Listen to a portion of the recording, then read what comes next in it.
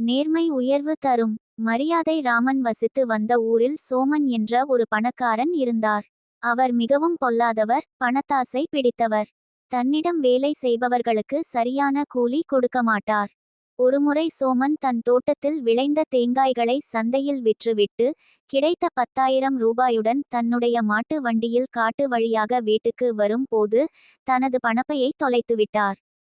வீட்டுக்கு வந்ததும் வண்டியில் பணப்பையை தேடி பார்த்து கிடைக்காமல் புலம்பி தள்ளினார். மாட்டு வண்டி ஓட்டி வந்தவர் முதல் அனைவரையும் கேட்டு பார்த்து கிடைக்காமல் என்ன செய்வது என்று தெரியாமல் விழித்தார். அப்போ அவரது மனைவியார், உங்க பணப்பையை கண்டுபிடித்து கொடுப்பவர்களுக்கு தகுந்த சன்மானம் கொடுக்கிறேன் என்று சொல்லுங்க, கண்டிப்பாக யாராவது கொண்டு வந்து கொடுப்பாங்க என்றார். ஆகா, இது நல்ல திட்டமாக இருக்கிறதே என்று நினைத்து அடுத்த நாளே ஊர் முழுவதும் தண்டோரா போட்டு சொல்லிவிட்டார்.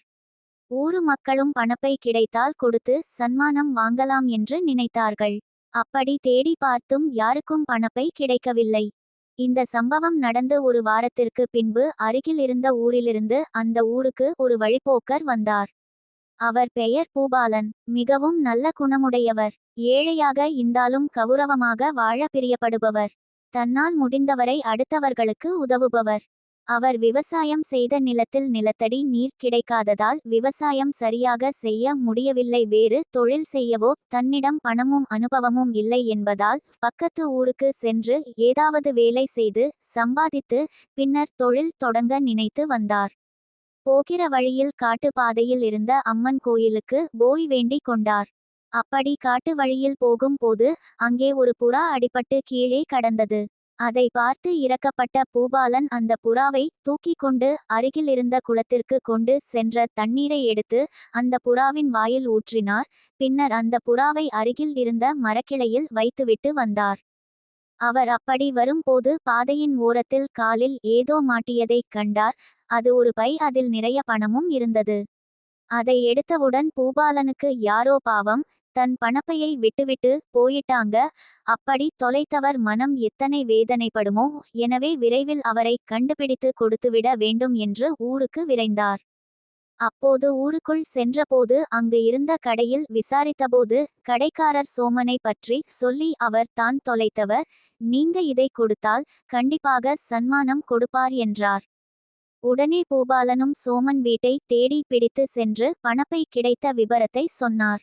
சோமனுக்கு சந்தோஷம் தாங்க முடியவில்லை.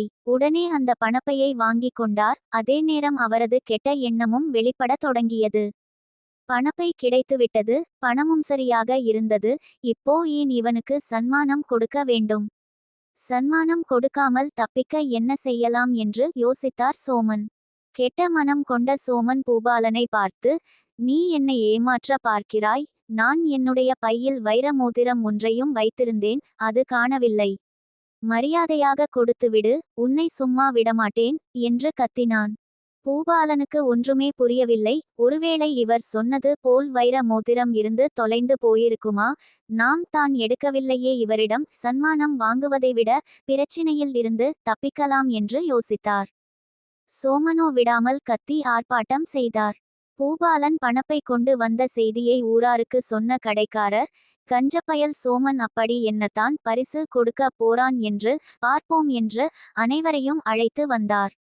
வந்த இடத்தில் பூபாலன் குற்றவாளி போல நிற்பதை கண்ட ஊரார் சோமனை சும்மா விடக்கூடாது, இந்த பிரச்சினையை மரியாதை ராமனிடம் தான் கொண்டு சென்று தீர்ப்பு கேட்க வேண்டும் என்று சொன்னார்கள். சிறிது நேரத்தில் சோமன், பூபாலன், ஊர்மக்கள் அனைவரும் மரியாதை ராமன் முன்னால் போய் நின்றார்கள். சோமன் தான் பணப்பையையும் அதில் இருந்த வைர மோதிரம் தொலைத்த கதையையும் பூபாலன் தான் பணப்பை கண்டுபிடித்த கதையையும் சொன்னார்கள். ஏற்கனவே சோமன் அறிவித்த தண்டோரா பற்றி மரியாதை ராமனுக்கு தெரியும். அப்போ தண்டோரா போடும் போது வைரமோதிரம் பற்றி ஒன்றும் சொல்லாததும் தெரிந்தது தான். ஆக மொத்தம் சோமன் ஏமாற்றுகிறான் என்பதை புரிந்துகொண்ட மரியாதை ராமன் சோமனுக்கு சரியான தண்டனை கொடுக்க நினைத்து இவ்வாறாக தீர்ப்பு கூறினார். சோமன் தொலைத்த பையில் பணமும் வைர மோதிரமும் இருந்தது என்று அவரே சொல்லியிருக்கிறார். இப்போது பூபாலன் கொண்டு வந்த பையில் பணம் மட்டுமே உள்ளது. ஆக இது சோமனின் பையே இல்லை, வேறு யாரோ தொலைத்த பை. அப்படி தொலைத்தவர் இதுவரை யாரும் புகார் கொடுக்கவில்லை. அவ்வாறு யாரும் புகார் கொடுக்காதவரை நம்ம ஊரு வழக்குப்படி கிடைத்த பணத்தில் 10 பங்கு அம்மன் கோயிலுக்கு கொடுத்துவிட்டு மீதியை எடுத்தவரே வைத்துக்கொள்ளலாம். ஆக பூபாலன் அந்த பணத்தை தன் சொந்த உபயோகத்துக்கு வைத்துக்கொள்ளலாம்.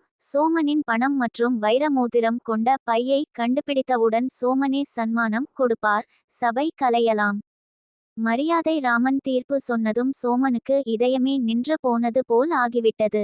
பூபாலன் கிடைத்த பணத்தில் 10% அம்மன் கோயிலுக்கு கொடுத்துவிட்டு மீதியை தன் சொந்த ஊருக்கு கொண்டு சென்று தொழில் செய்து நலமாக வாழ்ந்து வந்தார். Web links